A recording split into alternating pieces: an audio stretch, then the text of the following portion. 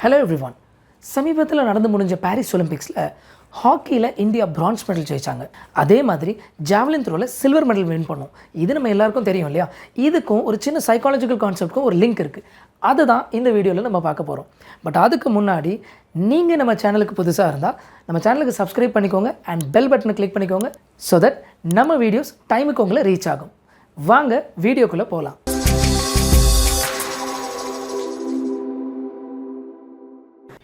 Now சைக்காலஜியில் counterfactual thinking அப்படின்னு ஒரு கான்செப்ட் இருக்குங்க. அதாவது what if or if only அப்படின்னு ஆல்டர்னேட்டிவ்ஸை பற்றி நம்ம சிந்திக்கக்கூடியது தான் கவுண்டர் ஃபேக்சுவல் திங்கிங். இது மட்டும் நடந்திருந்தா, இப்படி நடந்துருந்துச்சுன்னா வாழ்க்கை இன்னும் எவ்வளோ பெட்டராக இருக்கும் அப்படின்னு நம்ம யோசிப்போம் இல்லையா? அதுதான் கவுண்டர் ஃபேக்சுவல் திங்கிங். உதாரணத்துக்கு நான் ஏற்கனவே சொன்ன மாதிரி ஹாக்கியில் நம்ம பிரான்ஸ் மெடல் ஜெயித்தோம். அவ்வளோ சந்தோஷமாக அதை நம்ம செலிப்ரேட் பண்ணோம். ஏன்னா பிரான்ஸ் மெடல் கிடைக்கலன்னா எதுவுமே இல்லாமல் வெறும் கையோடு திரும்பியிருப்போம். So we felt as if the bronze was a gold. அதனால் அப்படி செலிப்ரேட் பண்ணோம் இல்லையா? ஆனால் அடுத்து ஜாவலின் த்ரோவில் நீரஜ் சோப்ரா சில்வர் மெடல் ஜெயிச்சார். அதையும் நம்ம செலிப்ரேட் பண்ணோம். ஆனாலும் கோல்டு மெடல் மிஸ் ஆகிடுச்சுப்பா அப்படின்னு ஒரு சின்ன வருத்தம் நம்மளுக்கு இருக்க தானே செஞ்சு. இதை தாங்க யூஸ்வலாகவே bronze medalist are happier then silver medalist அப்படின்னு சொல்லுவாங்க. இதுக்கு காரணம் என்ன? Counterfactual thinking. What could have been அப்படிங்கிற அந்த ஆல்டர்னேட்டிவ் தான். ஏன்னா பிரான்ஸ் மெடல் யூஸ்வலாகவே பிரான்ஸ் மெடல் கூட இல்லைனா நம்ம சும்மா தான் வீட்டுக்கு திரும்பி வரணும் அப்படிங்கிற ஒரு ஃபீல். அப்போ நல்ல வேலைப்பா பிரான்ஸ் மெடலாவது கிடச்சிது அப்படிங்கிற ஒரு மகிழ்ச்சி. ஆனால் on the other hand silver மெடலோட ஆல்டர்னேட்டிவ் என்ன? Gold medal. அப்போ அச்சோ கோல்டு மெடல் மிஸ் ஆகிடுச்சு, என்ன இருந்தாலும் கோல்டு மெடல் மிஸ் ஆகிடுச்சுல அப்படிங்கிற ஒரு சின்ன வருத்தம் எல்லாருக்குமே இருக்கும். இது தாங்க கவுண்டர் ஃபேக்சுவல் திங்கிங். ஸோ இது ஒலிம்பிக்ஸில் மட்டும் இல்லைங்க, நம்ம ரியல் லைஃப்பில் கூட இதுக்கு ரிலவன்ஸ் இருக்குது.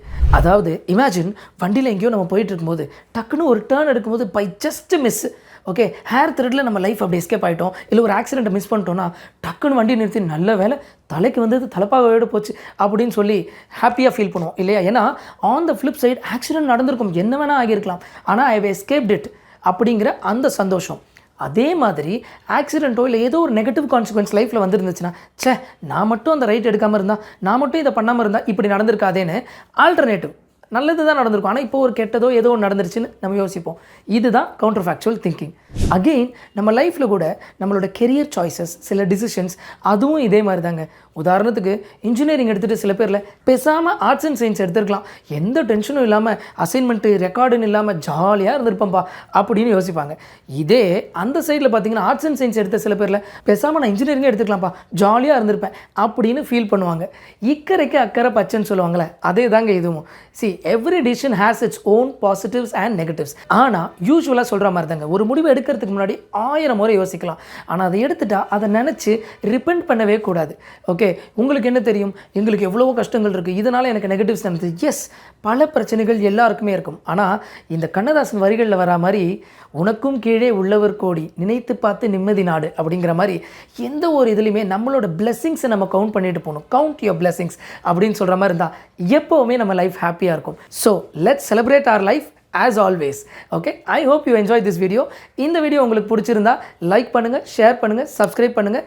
நெக்ஸ்ட் வீடியோவில் நான் உங்களை மீட் பண்ணுறேன். Thank you so much.